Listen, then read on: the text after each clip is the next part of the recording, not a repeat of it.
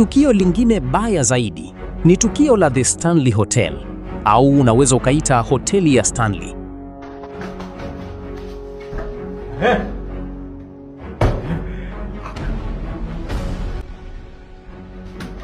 Hoteli hii ilijengwa mwaka 1909 na ndiyo iliyompa msukumo mwandishi Stephen King kuandika riwaya maarufu ya kutisha The Shining. Kwa zaidi ya miaka 100, wageni wamekuwa wakiripoti matukio ya ajabu.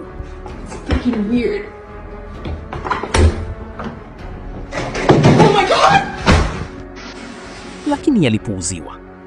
Ila picha moja ndiyo iliyoifanya hoteli hii ijulikane duniani kote.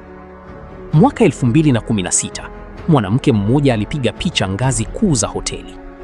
Wakati akipiga picha, hakukuwa na mtu yeyote kwenye ngazi hizo. Lakini alipokuja kuangalia picha baadaye, aliona umbo la mwanamke mdogo likionekana katikati ya ngazi. Wataalam kadhaa walichunguza picha hiyo. Wengine waliamini ilikuwa roho ya mmoja wa wageni wa zamani wa hoteli hiyo, ambaye alifariki baada ya chumba alichopanga kuungua na moto.